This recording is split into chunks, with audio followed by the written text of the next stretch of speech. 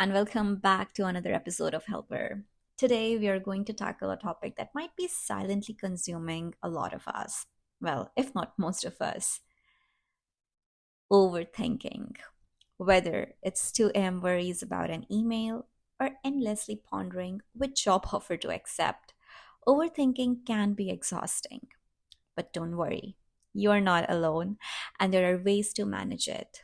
Let's dive deep into understanding and controlling this habit, ensuring it does not control us. First up, what exactly is overthinking? Well, for me, I always took it as one of my biggest weaknesses until recently when my therapist said that a lot of the people don't even think, so it's good that you're at least thinking. So, overthinking is not all that bad.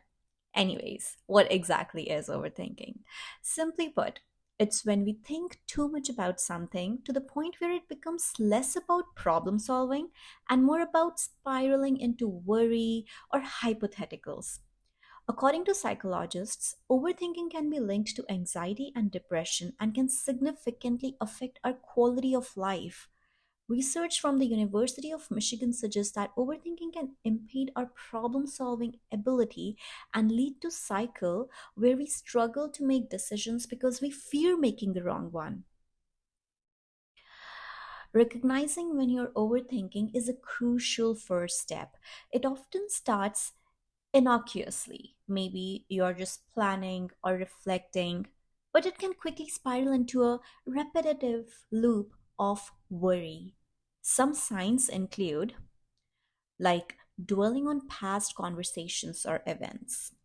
Another one could be worrying about things you cannot control or predicting negative outcomes relentlessly. Think about the last time you found yourself stuck in this kind of loop. What was the trigger? Recognizing these moments can help us address them more effectively. Now, let's talk strategies. Here are some evidence based techniques to help break the cycle of overthinking. Let's start with the first one, which is setting time limits for decision making. This is honestly my personal favorite, and it has saved me a lot of the trouble a lot of the time. Research from Princeton University shows that setting a time limit for a specific decision can prevent overthinking. Give yourself a realistic time frame, then commit to making a decision. And that's it. After that time is done, your decision is done, your decision is made, and you're no longer overthinking about that decision. Another one is mindfulness and meditation. Engaging in mindfulness practices can help center your thoughts and keep you from wandering into what if territories. Yes, the dangerous what if territories.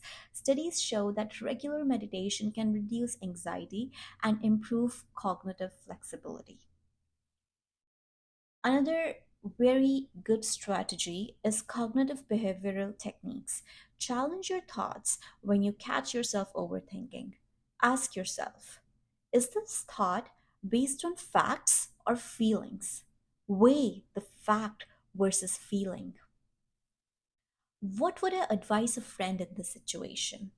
Or ask yourself, is there a more positive angle I'm overlooking? Another very good strategy is engaging in structured problem solving. Break down your worry into actionable steps. What can you do about it? If you can't take action, do it. If not, practice letting go. It's not all bad news. Sometimes the tendency to overthink can be harnessed as a tool for thorough analysis and careful decision making. As I said earlier in this podcast, that overthinking is not all that bad. It's up to you, and you could turn it as one of the very useful tools in your toolkit. The key here is balance. Use your analytical skills when they're truly beneficial and learn to let go when they're not serving you. Okay, now let's move into a hands on segment where we explore practical exercises to help you manage overthinking in real time.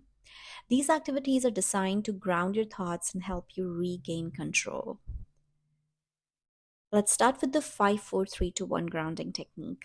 This exercise is excellent for pulling you out of a spiral.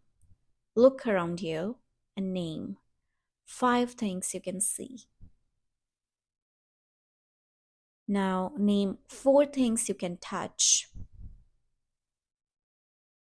3 things you can hear,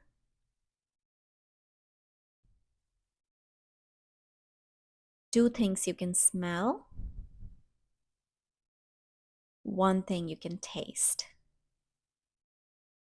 This sensory checklist helps bring your focus back to the present. So, next time you find yourself overthinking, try this 5 4 3 2 1 grounding techniques and look around you and name these things that you can see, touch, hear, smell, or taste.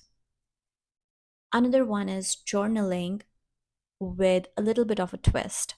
So instead of just writing about what's bothering you, use your journal to problem solve. Write down your concern, list possible outcomes, and identify actionable steps you can take. This transforms passive worry into active problem solving. Another one, which has been a lifesaver for me, is worry box. Create a physical or digital worry box. Whenever you find yourself overthinking about an issue, write it down and place it in the box. Now, it could be physical or it could be digital. Just like put that thought into that box.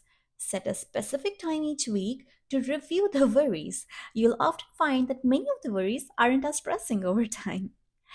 Another one, which most of you would have already probably done, is the pro and con list for decision making. When you're stuck overthinking a decision, drop a pro and con list. This can help you visualize the weight of each side of the decision, making it easier to see the best choice objectively. Now, be careful if you have watched Friends, you would know what I mean.